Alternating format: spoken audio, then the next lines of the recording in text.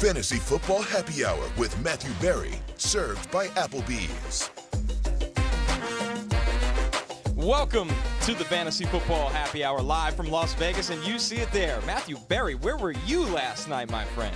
I was at Zook in Las Vegas. This is about 3 a.m. in the morning, and it is 9 a.m. here. I made our 8 a.m. production call. I can confirm that. 5 hours after that video was taken. Am I the hero America wanted? No, but maybe the hero America needed. Jay, odds on Berry to be here this morning, where were they set? I mean, it was a true pick'em, -110 each side. Now, to be fair, on your way to the production call, there was almost an incident on the escalator down. It was very narrowly avoided. How you feeling, Matthew? Feeling good? I better than I should. Yeah. How about that? Better than I should. It's one of those things that I feel like, I feel pretty good, and like at 2 o'clock, I'm just gonna be, yes. But no, the key, kids, is hydrating. Yes. Hydrating. Yes. You don't, you enjoy an adult beverage, water. Enjoy an adult beverage, water. That's the key. The stamina's been pretty impressive from you. It's kind of like Mike White. Just keeps getting hit, keeps bouncing back. Throws the flak jacket on. He's back at it. Connor and I went to dinner last night. We were looking at the drinks menu, and then we were just like, let's just not drink. Yeah. And let's not go out with Matthew again. That's fair. Let's go to sleep. That was a smart movie. That's where the smart money was. Listen, I have friends here, and so, it's great to see them and visit, and so great time was had by all. And so, yes, but I did not. I was just like, oh, boy. But anyway, woke up, ready to go. Look, some people, not me, but some people are saying, me making the show every single morning after 3 nights a row in Vegas is the greatest athletic achievement of our lifetime. Again, I'm not saying it, but some people are. The true test is tomorrow. That's where champions are made. Friday morning. Right now, you are absolutely the front runner for MVP. And I have a couple of buddies coming in from L.A. just randomly. They're here for CES. That is the witching hour. I know, and they're old friends and like, dude, we're going to rip it up tonight. I'm like, oh, man. So, anyway, we'll see what happens. Just dragging him down. You have no idea. Dragging him to the desk. I fear for that escalator tomorrow. You know what I need, because you see this a lot in Vegas, is you need one of those carts, people drive around in the wheelchairs. We'll get you one for tomorrow. Yeah, where they just, and you drive around with it. That's what We'll pull it right up to the front here, and you'll just sit and do that at the show. With the show, that being said, let's get into the Roto World headlines for the day. And, guys, we will start with Jalen Hurts here. Philadelphia Inquirer's Jeff McLean reports that Jalen Hurts practices with the first team during Wednesday's walkthrough. Which is great. My fantasy ride or die back in play. We talked about this game yesterday. I know we're going to get Connor into kind of playoff implications for all the NFL teams. They need this game. The Eagles must win this game to get the number 1 seed in the NFL, or to clinch. There's other ways they could get the number 1 seed, but they really need this. If they win this game, they're the number 1 seed. They have home field throughout the playoffs in the NFC, so that's important. And I just think this is so. Look, Jalen Hurts is starting. We expect, he practiced with the first team. As you said, it's a walkthrough, but it's Wednesday. They need this game. Feels like Jalen Hurts is going to play, and if he plays, you're starting him, and you're starting all of your Eagles in a must-win game for Philly. Yeah, I would be shocked if Hurts didn't play, given that he did get some practice in last week. Now he's going through practice again. To your point, Matthew, they do need this game. They can't count on the Arizona Cardinals beating the 49ers and Sam Howell beating the Cowboys, which is what they would need to get the 1 seed if they lose. And so, I think it's just full steam ahead for the Eagles. The line is Eagles -14 against the Giants. I'm not even sure that's big enough. Giants aren't going to play their guys. Brian Daboll has been very kind of cagey. I don't think they're going to play their guys. And also, they played their guys against the Eagles a month ago, and they lost by 26. Did it matter? No. Jalen Hurts specifically in that Week 14 game against New York, 30.4 fantasy points. He had 77 rushing yards and a touchdown, 217 and 2 passing touchdowns. He just had a monster game. We would expect against the Giants' backups defensively for him also to have a big game here. So this is it's a perfect fantasy storm if you have Eagles skill players, because they're really motivated and their opponents are not. Yes. And it seems like Jalen has quietly hinted at if this was a playoff game, the stretch he's missed, he would be out there. So maybe they're treating this like a must-win situation where he's going to be out there no matter what. And the weird part is, so there's two things going on elsewhere, and we can move on with this real quickly. But I just think Jalen Hurts has been in the MVP conversation. And he hasn't been out there for the last couple of weeks, and so it's been more talk about Mahomes and Allen and Burrow, and so I think Jalen Hurts obviously wants to come out and try to make a statement game. And the other thing is that if he comes out and has a monster game, and the Eagles have this monster game, which we expect because they need the win and the Giants are going to play, it just further underscores, Jay, your point about the fact that Nick Sirianni should not be Coach of the Year. No, I mean, he goes 0-2 with Gardner Minshew, who's like a pretty good backup quarterback, and then Shanahan goes 6-0 with Brock Purdy. I mean, it's a pretty clear point of comparison. So, yeah, I think Hurts definitely wants to win MVP. I don't think he will. But if Mahomes loses to the Raiders and Hurts comes back and beats the Giants, then it might be a discussion. But I think Mahomes will win anyway. Right, and I just think when they play that well with Hurts, having seen the 2 losses with Minshew, I think that's just going to further exacerbate, and amplify. Oh, yeah, Sirianni needs Hurts more than apparently Kyle Shanahan needs anyone. It's Jalen Hurts' team, and the Niners are Kyle Shanahan's team because you keep just rolling through whoever at quarterback. Put David Blau in there. Apparently they just win the Super Bowl. Speaking of Kyle Shanahan's 49ers, they will not see DeAndre Hopkins in Week 18, guys. Hopkins with the knee will not play. Kind of makes me wonder, have we seen the end of the Hopkins era in Arizona potentially? Yeah, potentially. Weird couple of years for DeAndre Hopkins. I think he was banged up all last year, just wasn't getting the target share, he just wasn't having games over 90 receiving yards. And he comes out this year, looks like peak Houston DeAndre Hopkins, like the best receiver in the game. And now he's had these injuries as well, so I'm not really sure what's going on there. Obviously, they're probably not going to have Kyler Murray for a stretch of next season. Said that. He said he probably will not be ready for 2023. That's pretty rare honesty from a coach on an injury. Just bad in Arizona at the moment. It's not going well. Well, I was just going to say it's going to be a fascinating offseason as well because Kingsbury is rumored to be on the hot seat as well. Their general manager is taking a leave of absence from the team, and we don't know what his sort of future status is with the team as well. And so, and you've got Zach Ertz, big part of their offense the last year and a half or so, but he's off the top of my head, I think he's 33 or 34 coming off of an ACL. They like Trey McBride, their rookie tight end. What happens there with him? And so, it's a could be torn down. It's going to be a fascinating offseason for Arizona. So we'll see what ends up happening with Nuke Hopkins. Wherever he plays next year, though, he'll be a top draft pick. On the more optimistic side of wide receiver things, Deebo Samuel, dealing with the ankle and the knee injury, is practicing in full for Week 18 to get ready to play against the Cardinals. I feel like this would be a little bit of a surprise, Barry. Well, they'd always said when the injury happened that he could potentially come back before the end of the season, so he's practicing. Here's the thing, though. He is practicing in full, and that's important. And the Cardinals, I believe, well, you'll walk through us, but I believe the Niners need this game to clinch the second seed. Yep. We're going to get there, yep. So we would expect him to play, but you just wonder, does Deebo play limited snaps? They haven't needed him. I mean, that's the thing. And also Arizona, again, it's a game that we would expect them to win. They're 14-point favorites in this game. The Niners are 2-touchdown favorites in this game, and so with Deebo, it's just sort of like I have Deebo at 33, wide receiver 33, so it's a little bit of a hedge. Does he play a full complement of snaps? Is it just sort of to get his feet wet kind of thing? Because they probably won't need a full game from him to beat Arizona. I think, best guess is he plays 20 snaps, about that, which, I mean, he's Deebo Samuel, so he may only need that much to provide fantasy value, but you don't want to be relying on Deebo. I do think it's just get the feet wet before you play in the playoffs. You don't want to bring him into a playoff game without a month of having played at all, but they don't need him in this game. He is a risk-reward wide receiver 3. Hey, I want to take over hosting duties here for 1 second, Connor, because I know every single year you go through and do draft prep for Bleacher Report. You've done it for years and years and years. So yesterday, Ron Rivera and my Commanders announced that the third quarterback will start for the team this week, rookie Sam Howell out of North Carolina. What am I and the Commanders getting out of Sam Howell? Yeah, I was excited to see this one, guys. I mean, I thought Sam Howell was underappreciated in the draft. I had a third-round grade on him.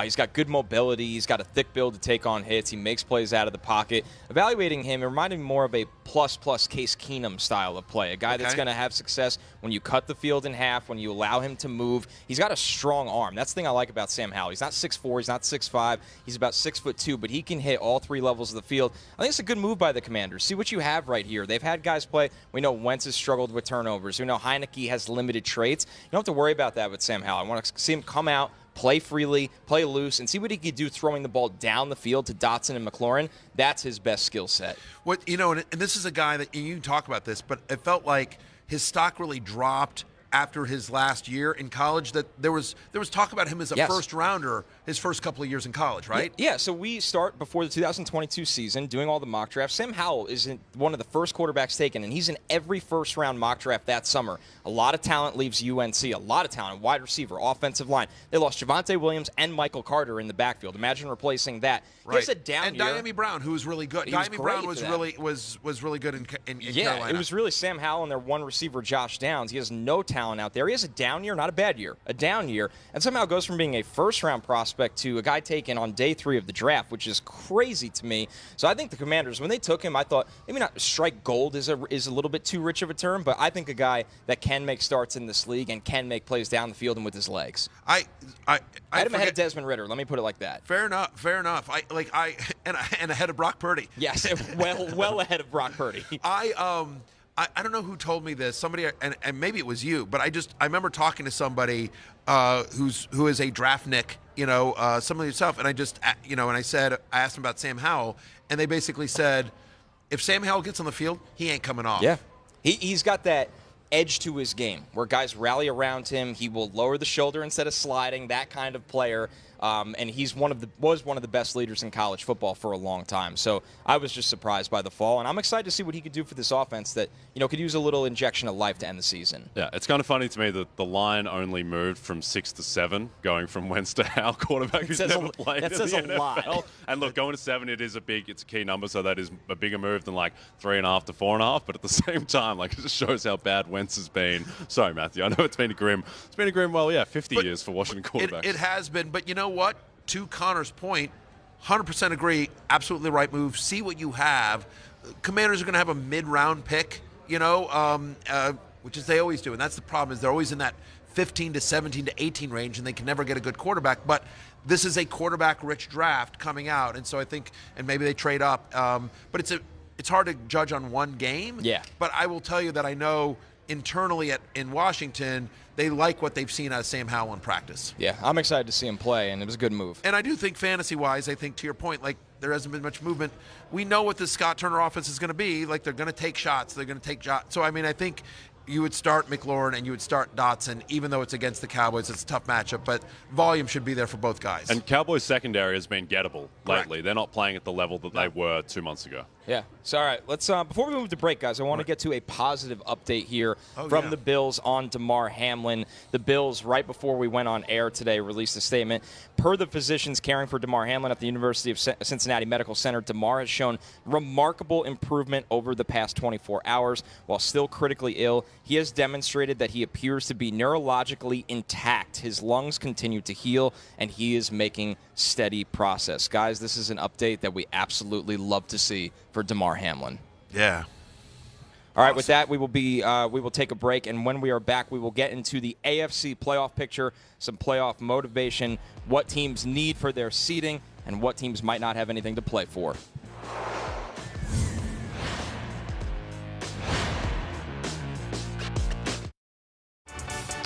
We are back from Las Vegas, and guys, we are going to get into the AFC playoff picture. There's a lot to break down here. We are in the final week of the regular season. There's a ton on the line for top to bottom here, all the way down playing for the 1 seed as you look at Kansas City, the ongoing situation with Buffalo and Cincinnati that we don't have a concrete update on yet, and of course the wild card picture and in the hunt. So we're going to get through every single scenario here.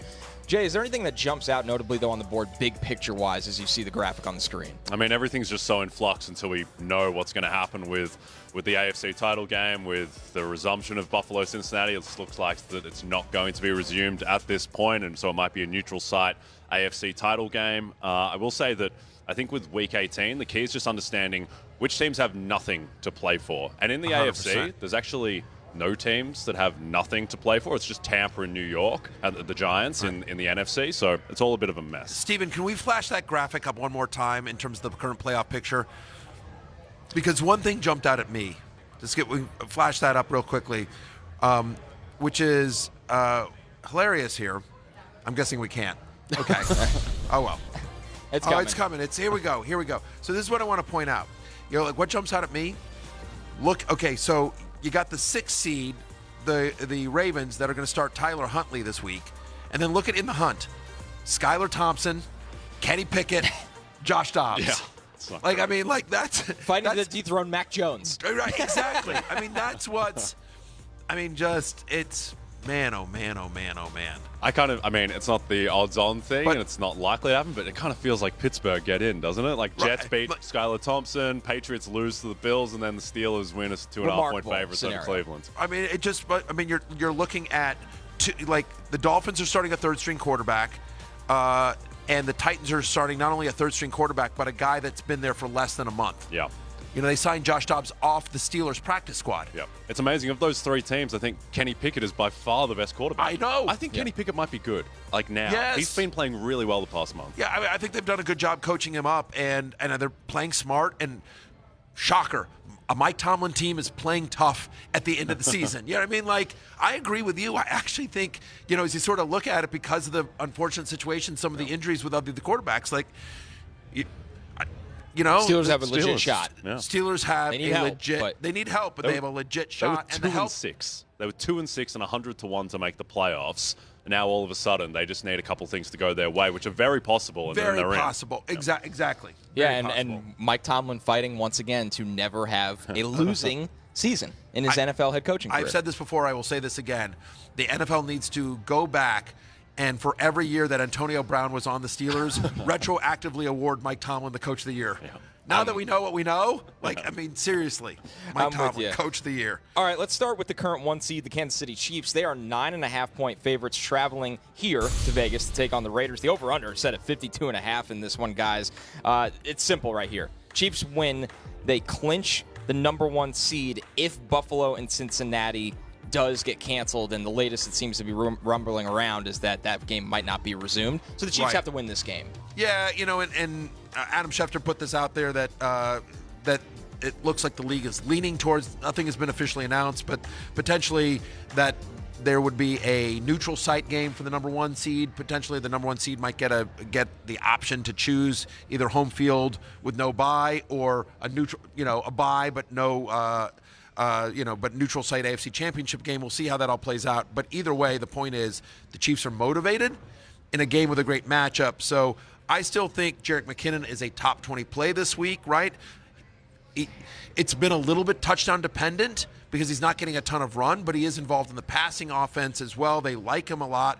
At least 5 catches and 50 receiving yards in 3 of his past 4 games. So even without the touchdowns, that's a usable flex. And obviously being on Kansas City, you've got a better shot than not to catch a touchdown pass. They like him a lot in that role. And then Isaiah Pacheco, I think he's a top 25 play. I think he's a viable flex against Las Vegas, who have allowed the 5th most fantasy points to opposing running backs. Yep. One thing to note as well in this game, Patrick Mahomes needs 430 passing yards to break the all-time record, and he doesn't strike me as the kind of guy who's really going to hunt that. But this pass defense is bad enough, and the matchup is favorable enough in a dome that, he could get there, certainly. But, I think that certainly Pacheco and McKinnon very viable. Especially if it turns into a mini shootout with Jarrett Stidham the great under Jarrett center. Stidham. A real question for you guys, for people that are playing still in fantasy matchups this week or even for daily, is Stidham a viable streamer considering the Kansas City secondary and what we saw from him against San Francisco last week? He is. It's a risky one, but, sometimes you're stuck. Like, if you've been riding Tua and playing the, kind of the matchup game and you're sitting there like, I'm a QB 14. So he is no question a risk-reward QB2, but to your point, 52.5 over-under. They're 9.5-point underdogs. In theory, they're going to throw. And then you think about the Chiefs' defense that gets in a lot of these games, where teams have to throw against them. Kansas City's allowed the 3rd most fantasy points to opposing quarterbacks this year. They've allowed the most touchdown passes in the NFL as well. So, yes, anyone that's throwing to Davante Adams is potentially viable. And look, he wasn't perfect, but Stidham, I think, was a lot better than everyone expected last week against the Niners. I think he showed that he can put up numbers. And look, I don't think that game was indicative of what he's going to be going forward because the Niners, they did not show up for that game. The defense did not show up, and they kind of admitted it. Nick Bosa said, we might not have taken him as seriously as we probably should have, but I do think just in the dome, playing from behind, to your point, Matthew, and just being able to he can chuck the ball up to Davante Adams, and Darren Waller looks a lot better, and Renfro's there. So I do think that I don't think Jarrett Stidham's very good, but I think fantasy-wise, he could absolutely put up 330 yards with 2 touchdowns and 2 picks. Yes. Moving on to Patriots-Bills. Here's the situation for this one, guys. Right now, the Bills are favored by 7.5 points as New England will be traveling to Buffalo. The over-under is at 42.5. Buffalo playing for seeding. It is contingent on the Buffalo-Cincinnati decision, which would have a huge effect on their potential clinching of the number 1 seed. New England, of course, they need to win this game to clinch the number 7 seed as the Dolphins and Steelers are breathing down their necks. So there is a lot at stake in this one. Obviously, the sides are on Buffalo in terms of being the favorite here, but New England has to go all out to try to hold down their playoff spot in this one. Yeah, they absolutely do. And so I think that's, important. The problem is I just don't know. Doesn't matter for fantasy purposes. I guess the only real question here is Ramondre Stevenson. Yes. What do we do with him? We talked about him on yesterday's show, right? The concern is, right, he had 10 touches last week, which is tied for his fewest in a healthy game this week. 4 straight games with 2 or fewer receptions. They're not using him in the passing game for whatever reason. Damian Harris came back, and as a result, Stevenson only played 57% of the snaps. So he's on the right side of a timeshare, but it's a timeshare. And so if he's not getting passing game usage and he's not getting passing game usage and he's in essence splitting touches, you're a little bit nervous. I'm banking on talent and banking on the fact that they might need to throw more going against the Bills. And so my expectation here is that they'll use him more in the passing game because they don't, Damian Harris is not a pass-catching back.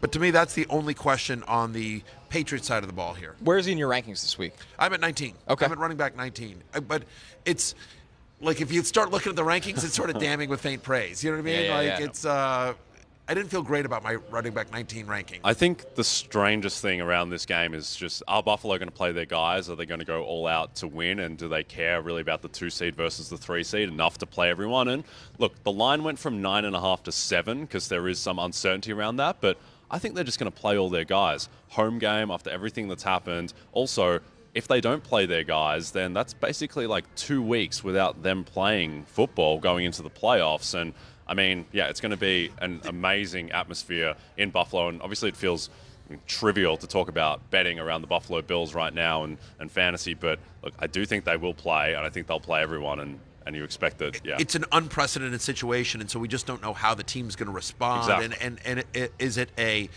like, we're so worried about 3, we're so worried about our friend and brother Demar that we can't really focus here, or is it a like we are winning this one for him? We are, you know what I mean? Like we just don't know. And I agree with you. It is completely trivial and so ridiculous to even talk about because it doesn't matter in the grand scheme of things. But yeah, I feel like gut call that Buffalo plays their asses off. My gut call is that Bills Mafia shows up and they always show up, but Bills Mafia shows up. I think you will see a sea of number 3s in that in the stands, and and I think they show up. And I think give me the Bills minus 7.5. Yeah, and it's just gone down to 7 right now. So I think that my gut feel, and I think you probably feel the same way, Connor, is that this is going to be the most focused team in NFL history. On the weekend, and they're going to go all out. Yeah, I'm with you. I don't even think they need that full week of practice. I think the energy that they will have, they will come out ready to roll, especially under the leadership of Josh Allen and, of course, Sean McDermott. All right, moving along in the AFC playoff picture, the Ravens travel to Cincinnati. The Bengals are 7-point favorites in this game against Tyler Huntley. Here's the situation with the Bengals right now. They are playing for seeding. They would get the number 2 seed if they win this game and Buffalo loses to New England. Baltimore, they've clinched their playoff spot. They will either be the number 3, number 5, or number 6 seed. But from a fantasy perspective, Barry, are you rolling with J.K. Dobbins in what is a really tough matchup against that Bengals front 7? No, I'm trying not to. I mean, honestly, look, I'm at running back 35. Here's the thing about J.K. Dobbins, right? There's no passing game usage, and he's splitting carries, right? I mean, again, so 5 of the last 6 games, he's had 0 receptions. When I say no passing game usage, I mean literally 0 passing game usage. It's a tough matchup against the Bengals. As literally one running back this year has scored more than 15 fantasy points against Cincinnati. They haven't allowed more than 66 rushing yards to a running back in 3 straight. In 5 straight. And so I just feel like the other thing is like, I don't know if you guys saw this, but John Harbaugh, after last week's game, said he did not understand why the disparity between J.K. Dobbins and Gus Edwards. J.K. Dobbins in that game against Pittsburgh dominated the touches. I think Edwards, off the top of my head, got 3 touches or something like, really small numbers. And he made a point of saying that in the press conference that, in essence, I got to talk to Greg Roman. I don't understand what happened, but we've got to get Gus more involved. So there'll be a concentrated effort to take carries away from J.K. Dobbins. So you have 2 guys that are both, not involved in the passing game. Justice Hill is their passing down back. Tough matchup against the Bengals. So Dobbins needs a touchdown to basically pay off here. Could he get you 90 rushing yards? Yes, he's done that 3 of the last 4 games. But against Cincinnati, I'm nervous about him. He's my running back 35. Yeah, the Ravens are just the weirdest team in the league right now. It feels like they haven't really been a real team for a month now because they're just in this state of purgatory and flux until we find out is Lamar Jackson ever going to play for Baltimore again? Do we know that for sure? It's a very strange situation. But, yeah, and you don't feel good about any Raven in this matchup. Even Mark Andrews, who you're starting because he's a tight end, but you just don't know what you're going to get out of him. Correct. The AFC South is on the line in Week 18 here, guys. The Titans travel to Jacksonville. Jacksonville is favored by 6 points in this game. That's the situation. Winner moves on. Winner wins this division, which is hilarious. Tennessee has absolutely been beat up throughout this entire year. They are starting Josh Dobbs in this game, as most of you know. Jacksonville, while they've had this remarkable turnaround in the second half of the year, you do have to ask the question, Barry, are you ignoring last week from a fantasy perspective and fully trusting Trevor Lawrence and company against a Tennessee secondary that's been Swiss cheese this year? 1,000%. I'm all in on my Jaguars. At home, playoffs on the line. Never wavered the way that an Australian I know did. I will say Hugh Jackman? Yes. Hugh Jackman has been very, very in and out. Right. Yeah. And Kylie Minogue would just never set whether she liked the Jaguars or not. She was benching Travis Etienne, actually. But last week, you think about their previous 2 games, right? Last week they were playing the Houston Texans, a game that did not matter at all. They knew that this game against the Tennessee Titans in Week 18 is what would decide it. So they got up to a big lead. Etienne had the big touchdown, and so they just rested all their guys for, about half the game. So I think you can sort of throw that out. And then the week before was the short week game, the Thursday night game against the Jets, a very good defense, played in the rain, bad weather game in the Meadowlands. And so going against the Jacksonville going against Tennessee, right? And we talk about this. Tennessee has the best run defense in the NFL over the past month, but no team has been worse against the pass in the last 4 weeks than the Tennessee Titans. They're also 27th in scoring defense as well. So I have Lawrence as a top 5 quarterback. I have Etienne as a top 12 running back. Christian Kirk is my wide receiver 14. We talked about Zay Jones on the show yesterday. I'm at 27, right? He's a top 30 guy. I like him this week. And Evan Ingram's at tight end 7. I'm starting all my Jaguars 6-point favorites, and I think they cover and win. Yep. I think the question is who do you start on Tennessee? And I think there's just one name, and it's Derrick Henry, and then absolutely no one else. Yeah, I don't want a piece of, again, Josh Dobbs is a nice story and an upgrade over Malik Willis, but I don't think you feel good about Treylon Burks or, Robert Woods. Robert Woods or my guy Chig at tight end. I agree with you. It's Derrick Henry, and then you're moving on. Moving down to the AFC East over here, the Jets are 1-point favorites now at Miami against the Dolphins, who will presumably be led by Skylar Thompson. Teddy Bridgewater not able to throw right now. We know Tua is out. Mike Glennon, just out of nowhere, I think he was at his kid's basketball game when he got the call. Right, Mike Glennon. Mike Glennon is back. Here's the situation for Miami. They need to take care of business against the Jets with the win, and they need New England to lose up in Buffalo, and then the Dolphins will be in the playoffs with the 7th seed. That doesn't sound overly complicated, guys, but the problem is they're seeing a Jets defense that took care of business easily when they knocked Teddy Bridgewater out on the first play of the game the last time they played, and Skylar Thompson, understandably a day 3 rookie, struggled. So with all of that, Barry, what are your expectations for the dynamic duo of Tyreek Hill and Jalen Waddle in this game with Thompson under center? I think they'll be okay. By the way, yeah, people definitely can hear that. Yeah, so the question of who let the dogs out, the answer is our production staff. It was actually that's actually the tiger from Hangover Part 1. Or Part 2? Part 1? Listen, guys, you only saw part of the video from Zook last night. Like, it got nutty. Look, I expect a better game from Skylar Thompson. Let's just start there, okay? Like, he was thrown into an impossible situation where he hadn't gotten many – I mean, Teddy Bridgewater had been expected to start that game. He gets injured on play 1, and so now this 7th-round rookie gets thrown in when he'd taken, like, the second-team reps. Yeah. And the week prior to that, he'd done nothing but the third-team reps because it had been Tua the whole way. And so he's been in the system longer.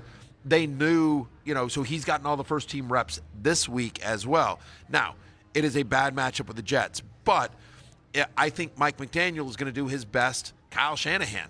I'm going to scheme it up. I'm going to scheme up like quick crosses and slants and manufacture touches for Jalen Waddle and Tyreek Hill and try to get them on mismatches so that the quick, easy pitch and catch throws that get Waddle and Tyreek Hill yards after the catch and just allows them to use their speed. So I just don't know how you have lowered expectations a little bit. Tyreek Hill's at 8, Jalen Waddle's at 20 because of both the matchup against the Jets, who were very good, and a downgraded quarterback. But I think you're still starting both. Yeah. I think the way I think about this game is that both of these quarterbacks, Skylar Thompson and Mike White, were terrible last week. And who is more likely to bounce back? And to me, it's Mike White. And it's mainly because of the matchup. Also, I just think Mike White's better than Skylar Thompson. He's got more history. But then also, like, it's not just the quarterback situation for Miami. Like, Xavier Howard didn't play last week. Teron Armstead, Bradley Chubb, they were all out. None of them practiced yesterday either. So I think that on the Jets side, guys like Garrett Wilson are going to be able to perform. And, yeah, you're starting Tyreek and Waddle, but you're not feeling good about the Dolphins overall. Yeah, if you're looking for a glimmer of hope, the Jets missed 13 tackles last week, so hopefully Mike McDaniel can scheme those touches you said to these guys. But at the end of the day, this is definitely an uphill battle for Skylar. What's interesting, though? I mean, the Jets' run defense has kind of struggled recently as well. I mean, they're a bottom 10 run defense over the last month. And do you wonder, like, with Skylar Thompson, is it a heavy Raheem Mostert and Jeff Wilson game well? Even if it is all those things, I cannot imagine in Week 18, if you have something on the line in Week 18, clicking bench on Jalen Waddle or Tyreek Hill. You can't, and you can't because of Mike McDaniel. Mike McDaniel's too good. They just need one play. Right, yeah. And both guys, all they need is one play to make the day. Looking over at the West, the Chargers will travel to Denver. Denver right now slated as 2.5-point favorites. And we heard this is the scenario right here for the Chargers. They clinched the number 5 seed with a win or a Baltimore loss. We know the Broncos are out. And Coach Brandon Staley actually spoke about his experience with dealing with playoff implications at the end of the season. I think it just goes back to what I said, all along about the approach is like you got to take the facts on the ground as they happen in real time to make, your determinations. And so that's what we're going to do. Once we find out about that game, then we'll make the appropriate decisions moving forward and just take it case by case. And obviously we're not going to know that till Sunday. But our approach this week is to go beat the Broncos and to play our best. And that's the thing. It's a really weird scheduling quirk, guys. So the voice you just heard is, again, Chargers head coach Brandon Staley. And what he's talking about is, so they're the 4 o'clock game. They're in the 4 o'clock window of the Broncos-Chargers game. Ravens-Bengals play in the 1 o'clock hour. And so if the Ravens lose to Cincinnati, which is certainly possible, the Chargers are locked into the 5 seed no matter what. Which explains the line. Broncos being favored. Right, yeah. Exactly. So that's what he's saying. Like, why would you play your starters and risk injury? Maybe you play them for a series or two, but if the Ravens lose, which is certainly possible, obviously, against Cincinnati, why would you risk your stars to any sort of injury? Having said that, though, if the Ravens win the game, then they need to win to clinch the number 5 seed, And I think they will want that 5 seed because it's so much better playing against probably the Jags, maybe Tennessee, as it is to playing against the Bengals or the Bills. But, I mean, the way to think about this is that the Bengals are minus 300 moneyline favorites against Cincinnati's. Against the Ravens. So that means that it's a 75% chance that the Chargers will have nothing to play for in that game. And I think what I'm doing is if I have, Charger stars, I'm doing 2 things. Number 1 is in situations where it makes sense. Like, hey, hopefully if you have Austin Eckler, you get Josh Kelly, right? Hey, Josh Palmer, DeAndre Carter, some of these backup guys. on the team, Donald Parham, if you've been rolling out Gerald Everett, et cetera, so that you can just sort of pivot to them. If they're not available in your league, it depends what other options you have. What do you got, Jay? One thing that's random on this, DeAndre Carter and Gerald Everett, they both have contract incentives that are very reachable. So DeAndre Carter needs 2 receptions, 55 receiving yards, gets $100K each for those. Gerald Everett, 5 receptions, gets him $250,000. So that's stuff to think about when you're setting your lineups. Especially with a player's coach. A guy like Staley is going to do his best to make sure those guys get those. 1,000%. But, like, it's just, you hate to go, like, I wouldn't use Herbert.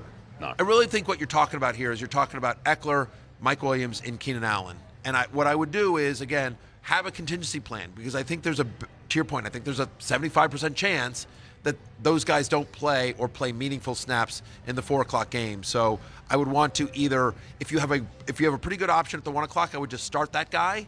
You know what I mean? And say, I'm just going to bench it. But if not, if you want to wait and see, just make sure you have a very viable pivot. Our final AFC matchup for Week 18, the Browns travel to Pittsburgh. We talked about Pittsburgh at the top of the show. They are somehow in this playoff picture and have a very legitimate chance. Here's what the Steelers need. They need to win this game, and they need both the Patriots to lose to the Bills and the Dolphins with Skylar Thompson to lose to the Jets. That's not as insane as we once would have thought with this Steelers team, who has been surging right now. Barry, is Najee Harris suddenly a top 10 play with his recent stretch of success? He is for me. I'm at running back 6 this week. You know, it's interesting. He was looking like a huge bust at the beginning of the year fantasy-wise, but they kept grinding it out and they kept using it. And he's now had 3 straight games with 22 or more touches. Like, they want to take the ball out of Kenny Pickett's hands. He's had 85 or more total yards in 6 of the past 8. And it's a good matchup in theory with Cleveland. Yes. Browns defense played better last week, but for the season, they're bottom 3 in the NFL in terms of rushing yards, rushing touchdowns, and yards per carry allowed to opposing running backs. So given the volume and the matchup, I think Harris is due for a big game. Yeah, I only took about until week 15, but all of a sudden, Najee Harris, exactly what we expected him to be at the start of the season. If you made it to the playoffs with Najee Harris, it all worked out for you. If you made it there. We are going to go to break. When we're back, we're doing the same thing on the NFC side of things with that NFC playoff picture.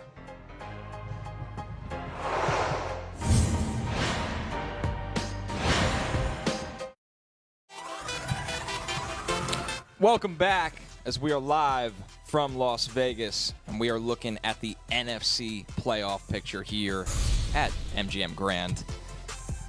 And here it is, guys. Not as crazy as the AFC. We talked about top to bottom in the AFC. It felt like not just the teams in the seeding, but in the hunt had significant things to play for. Barry, you look at this NFC playoff picture. What jumps out to you right here? Well, the fact that the Eagles, the Cowboys, the Giants are all in. Yes.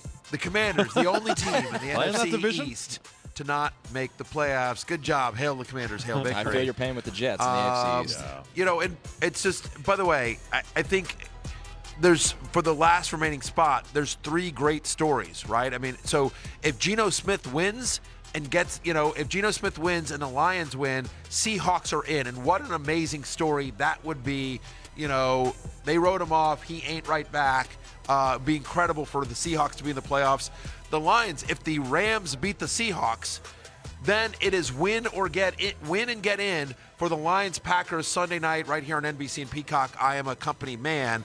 So that would be amazing. What an amazing game, Lions versus Packers. Whoever wins that game is playing postseason football. And, we joked in the beginning of the year, Jay, about Dan Campbell, Coach of the Year. Yeah. Like, he won't get it, but, like, if they end up getting to the playoffs, he absolutely deserves a lot of votes. Yeah, or how about Pete Carroll? 100%. That was supposed to be the worst team in the league, and now they're 8-8. They're probably going to be 9-8 because they're 6-point favorites over the Rams. Even if they don't get in, that's an amazing. I think we lose sight as the year goes on about these teams. We kind of just think the Seahawks are just a solid team now. No, they were supposed to be a mess. People wanted Drew Lock to be the starter for that team. I was like, why are they starting Geno Smith? Now Geno Smith's been a top 10 quarterback in the NFL. With the win, is he comeback player of the year? I think so. If he gets the win, I just think he's the best story. I think Saquon Barkley has an argument, but Geno was nowhere. And Brian Robinson does not get is not eligible. He should win, but he's not eligible. So I think it probably will be Geno if he wins this week. Let's jump right into the games here, guys. The Giants at Philadelphia. The Eagles are now 14-point favorites. Here's the thing with the Giants. They are locked into the 6th seed no matter what. They are one of the rare teams in this final week that truly could be resting everybody. We'll see. But with Philadelphia, they need to win this game. As we started the top of the show with Jalen Hurts practicing with the first team this week, they need to win this game to clinch the number 1 seed against that Giants rush defense, Barry. Maybe backups. Bounce back spot for Booby Sanders? Yeah, I think so. Look, you think about that Week 14 game against these same Giants, 18 for 155 and 2 touchdowns. Giants have allowed the 4th most rushing yards per game to opposing running backs this season, and that was with their starters. And again, now you're looking at backups. Brian Daboll on resting starters. This is the quote: "We'll do what we think is best for the team and sit down and have conversations," which to me is like, we're sitting, guys. Yeah. I mean, what's best for the team is none of their starters get hurt in a meaningless game. Yep. They cannot improve their playoff position here. Yeah, I think there's some history with that franchise where they played against the Patriots back in 2007 to try and stop the perfect season. They lost 38-35, and people point to that game as really setting the Giants on the Super Bowl path. But it was probably a bad decision for the Giants to play their guys that game. What if Eli Manning got hurt? So, right. Yeah, I don't think we're not going to see any. We're not going to see New York Giants starters for the whole game, certainly. Jay, is this a trap line, or do you think the Eagles actually smoke the Giants backups? No, it's not a trap line. Yeah. I think the play might be Eagles minus 14. I've spoken to people who bet professionally on the NFL who say that this is basically the most lopsided matchup in NFL history when you consider the incentives, the fact that the Eagles, they have to win to get the 1 seed, and the Giants are playing for absolutely nothing. And also, when the Giants played their starters, they lost by 26 at home to the Eagles a month ago. Moving along here, Cardinals travel to San Francisco to play the 49ers. The 49ers also 14-point favorites in this game. San Francisco, though, they're still alive for that number 1 seed. Arizona obviously eliminated, so we're assuming San Francisco playing to win this game. I think the question here is, guys, how much do we see out of Christian McCaffrey? How much do we see out of Deebo Samuel? Barry, how do you break down the Niners' rush attack? Yeah, I don't think it's a lot. I mean, because I think, to your point, I think they probably expect the Eagles to win this one, and so they're going to play for the 2 seed here. I think you'll see a decent amount of Jordan Mason. Look, Chris McCaffrey is one of those guys that all he needs is one play, and I think he'll get some run in this game. Remember, he still came over in mid-season. I'm at running back too, but he's not without risk this week. If I was playing DFS, I'm probably not using him except as maybe a contrarian play, because there's a chance their starters don't play a full complement of snaps. Yeah, there's some weirdness here where if I was San Francisco, I might almost prefer the 3 seed, because then you get to play the Giants as opposed to potentially the Packers, and then you go on the road to Minnesota where you're going to be favored anyway. But I think the problem is that even if they wanted to lose the game to the Cardinals, I don't think they can. I just don't. It's one of those things with Ahmad Bradshaw trying not to score the touchdown at the Super Bowl, but he just falls in because the momentum is too much. So yeah, I think the Niners, they'll be playing their guys, but I wouldn't be surprised if you don't see McCaffrey that much in the second half. One thing that's and it's worth noting though that all these games are at so the Giants-Eagles game is also the late window. Yep. So again, you'd think Giants-Eagles, so that's probably a 1 o'clock game, but it's actually a late window. So they won't know. San Francisco won't know whether they're locked into the 2 or not, because Eagles and Giants will be playing at the same time. But to your point, I think I don't think you see a full complement of snaps from everyone, except maybe Brock Purdy, who just needs the experience. Yep, and the thing is, they might be up 28-0 at halftime, the Niners. So that might be the benching incentive in the second half. Speaking of that number 2 seed, the Vikings, who are still in play for 7.5-point favorites as they travel to Chicago to play Nathan Peterman. Here's the situation with Minnesota. They can get the number 2 seed if they win this game, which we're assuming they have a good chance of doing, and if the Niners somehow lost to the Cardinals. And we heard from Vikings head coach Kevin O'Connell on the thought of sitting his starters. Do you foresee that you would go not playing Kirk Cousins or not playing Justin Jefferson, or if you do make some adjustments, it would be more subtle than that? Yeah, I think it would probably be more subtle than that, Kevin, just knowing that the 2 seed is still available for us. I imagine we'll probably be playing at the same time as San Fran or anybody else vying for movement amongst the seeds. So it's set up in that way, and regardless, we still have a lot to play for just from a momentum standpoint. Yeah, for the record, they won't be playing at the same time. They'll be playing earlier. So the San Francisco game is in the 4 o'clock window. Vikings Bears is in the 1 o'clock window as well. And even if they decide to sit some of their starters for a little bit, and I don't think they will, 3 quarters against the Bears might be enough. I mean, like the Bears this is a Bears team that, to your point, is going to start Nathan Peterman, who's possibly throws a pick or a turnover or certainly doesn't generate a ton of long drives. So you're figuring the Vikings are starting a lot of these drives in good field position as well, a short field. I have Cousins at QB6. I have Dalvin Cook at running back 5.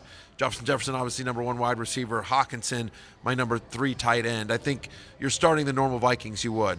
Yeah, and we talked about this yesterday, Matthew, but I'd be shocked if this line finishes at 7.5, just because of the scheduling, because they're not going to know that the 2 seed is out for them. And then, like, this is going to be the worst offense in football with the Bears, with Peterman on that side, and then also the defense is not very good either. So it might be the worst defense in football as well. So I think also Justin Jefferson needs 194 receiving yards to break the all-time record, Calvin Johnson's record. Now, normally you would say, well, he's not going to get 194 receiving yards. In this game, yes, he can. He might in this game. He might in this game. Wow. All right. Especially, by the way, after last week. Exactly. He's really motivated. Oh, yeah. All right. Buccaneers at the Falcons here in what's been one hell of a division this season. No denying that.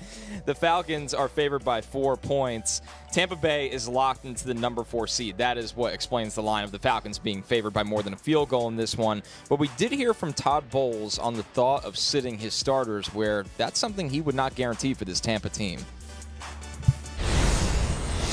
No, but we can get better at a lot of things. So right now I plan on playing them. We'll see as the week goes forward, but we can get better at a lot of things that we need to work on, and we don't need to take our foot off the gas. Yeah, it's sounds a like our great production point. calls. What? We just sit there and we can get better at some things. Yeah, We're all the playing. time. Yeah. All the time. What I would say is, and I like the fact that he's now off the milk and cookies, now focused. He's right though. This is not a team that can be like, we got this. This is a team that's still sloppy, that still has a lot of things to clean up on both sides of the ball. My expectation here is, that they played their full complement of starters. Yeah, it's a weird, like right now the line is Atlanta -4. Home to Tampa. Like, that's not a real line. That's not what the line is going to be, because if they rest their guys, then it would be -6.5, 7, and then if Tampa's going to play their guys the whole game, then they would be favored over the Falcons. So It's a little bit of a mess, but yeah, I would expect that they probably play them the first half or so, and then, but it's very difficult to figure out. And what I really want is the NFL to just remove the Tampa Bay Buccaneers from the playoffs and just give that spot to Seattle or Detroit. Honestly, this team does not deserve a playoff spot. Yeah, it doesn't, but that's the way it's all set up. I do think that because the defense, that even a half or 3/4 of a game against this Bears defense makes them viable. Brady comes in at QB8 for me. I have Godwin at wide receiver 9, Mike Evans at wide receiver 15. Those are the guys that you're obviously starting. You can check my ranks out on RotoWorld if you want to talk about the running backs here. But I feel good about the passing attack here against the Bears, even in a potentially short game for them. Cowboys traveling to play the Commanders. They are favored by 7.5 points right now, as we discussed earlier. Sam Howell. No respect for Sam Howell. Here's the deal. The Commanders eliminated, but with Dallas, they are still alive for both the number 1 and number 2 seeds, depending on the outcome of a lot of matchups, and, of course, them needing to take care of business against the Fighting Sam Howells. Ezekiel Elliott has a chance here to score for his 10th straight game. Barry, do you think he could pull that off? Yes, I do. Look. Yeah. Look, first off, he's getting the opportunity. When they're getting close, they obviously love Zeke. Washington Commanders' defensive line is banged up. The whole defense, kind of fell apart last week against the Cleveland Browns. So Ezekiel Elliott, who's had 6 straight games with 17 touches, including a lot of, high-value touches in the red zone and in goal-to-go situations, I think he gets a couple here, and I think he cashes one in. What's your grade for the Commanders season? C+? Their record is they're going to pretty much hit their win total. Yeah, I think so. You see plus, B-. Look, they lost some close ones, but you know what? Then they kept their heads in it, and they won a bunch of close ones. The team rallied around Heineke. The defense shored itself up much sooner than it did last year. Last year defense was awful until like the last third of the year, I felt like. So there's obviously a lot of positives on defense. And look, coming out of the draft, I'm just saying, Washington, Jahan Dotson and Brian Robinson are freaking ballers. Yep. and we'll see what they got in Howell. Like, this is, I think the Commanders actually had a very good draft, and that proved it out this year. I'm going to say right now, I'm going to be keeping an eye on the Howell props for this game if they're set very, very low. I actually think he has a good performance against the Cowboys secondary. Yep. So we'll see what he can do in his debut. I would love that. Moving over to the Rams against the Seahawks. The Seahawks obviously fighting for their playoff lives now in a couple weeks in a row here. Seattle needs to win this game. They need to take care of business at home against the Rams, who, let's not forget, the Rams did give them a scare not that long ago. Seattle had to win that at the end of the game, but Seattle needs to win this game, and on Sunday Night Football here on NBC, they need Green Bay to lose against the Lions, and then Geno Smith's Seahawks are in. So everything is on the line for Seattle. Yeah, and I think, listen, it's a pretty narrow. Look, you're starting Tyler Lockett, you're starting DK Metcalf, you're starting Ken Walker. Bingo, bango. Yep, and Geno. I think you feel okay starting Geno. The Rams' defense hasn't really fallen off a cliff like I expected the Rams' defense to, without Aaron Donald, without having anything to play for. They're still solid enough. It's super weird. I mean, the Rams have, the last 2 weeks, the Rams have looked like totally different teams, so you're never really sure which team is going to show up here in this one. But I think playing at home, Seattle knowing that they got a shot at getting into the playoffs, I think they have a good game. Yep. I think with Geno as well, I mean, he hasn't been great the past couple of months. He's just he hasn't been the guy he was the first 5 weeks of the season, but I think he should be able to put up enough stats in a game. They're 6-point favorites. Last game in the NFC Playoff Picture here on Sunday Night Football. The Lions travel to Green Bay. Everything could be on the line. This could be an incredible matchup in terms of the implications on Sunday night. Detroit, they need to win this game, and they need Seattle to lose to the Rams, and then they're in. Green Bay, they clinch the number 7 seed as long as they win this game. Let's get back to Detroit here, Barry. Which Lions running back do you feel better about against the Packers? I'll say DeAndre Swift. I mean, look, Packers are a bottom 10 defense in terms of most receptions allowed to running back. Obviously, Swift heavily involved in their passing game. 117 total yards last week with the 2 touchdowns. He looked like DeAndre Swift. He's like, oh, yeah, that's right. This guy's really fast. Justin Jefferson was banged up. We'll see if he plays again, their third down back. But, yeah, if I have to pick one of these guys, it's going to be Swift. Having said that, you'll see a decent amount of Jamal Williams. Both guys are top 30 for me. Swift's at 22, Jamal Williams at 28. You can run on the Packers. Yep. My play for this game, betting-wise, you can do a parlay on BetMGM. You take the Rams' money line and the Lions' money line. Because if the Rams win, then the Lions have everything to play for. That's 8-1. And you can do it the other way, too. You take Seattle and Green Bay. There's huge correlation. Oh, I like there. that, yeah. Yep. Okay, good. Last one here real quick, guys. Aaron Rodgers, a must-start in this game. Is he saving his best for last? Real quick. Yeah, Start I think Rodgers? So. Yeah, okay. He's going to go off in the matchup. He's my QB7. I mean, Lions have given up the most fantasy points to quarterbacks this year. Yeah, start Aaron Rodgers. We will take one last break. When we are back, it is time for Last Call. We will be talking about our best picks for Offensive Rookie of the Year.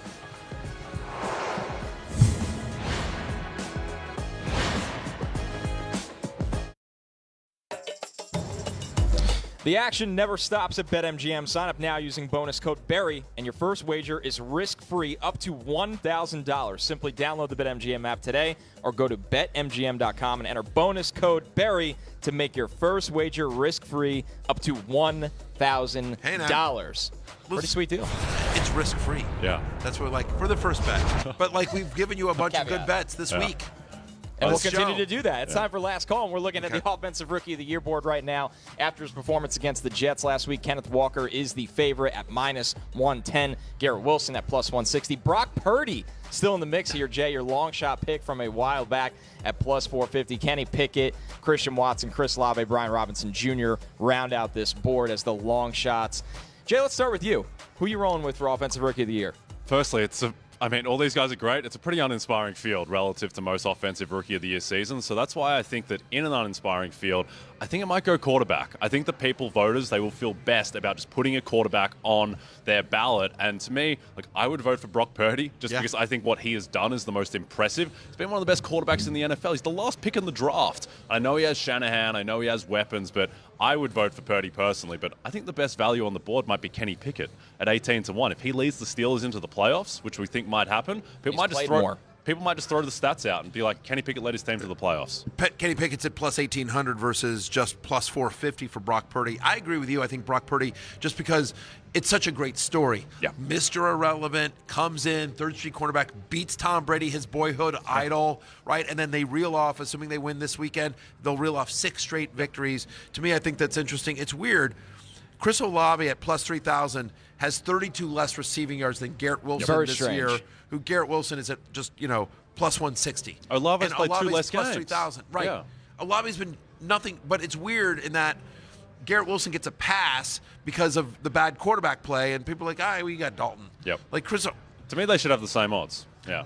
Who do you like, Connor? I actually, it's a homer pick. I like Garrett Wilson because I think the Jets will do everything they can against that Miami secondary to get him this award. I really do. And he's had good games with Mike White. So Garrett Wilson. Plus money. Yep. Yeah, you like Mike White for MVP as well? All right. Mahomes, Mike White? Exactly. It's not going to Sauce Gardner will win Defensive Rookie of the Year. We all agree on that. But listen, it's weird. Dameon Pierce leads all rookies with scrimmage yards this season.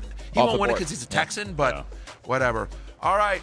We will see if I'm back tomorrow. But I know these two guys will be. It's a wild card. It's game time decision. Peace out. Hey, it's Matthew Berry from NBC Sports and RotoWorld.com. Just want to thank you so much for watching what you just watched, or at least being too lazy to click out of it after the autoplay just kept it going. So either way, thank you so much for just letting it scroll by your screen. And now I'd like to ask you respectfully, okay? Respectfully, please subscribe to the NFL on NBC YouTube channel for the latest NFL news, fantasy headlines from RotoWorld, and betting analysis from NBC Sports Edge.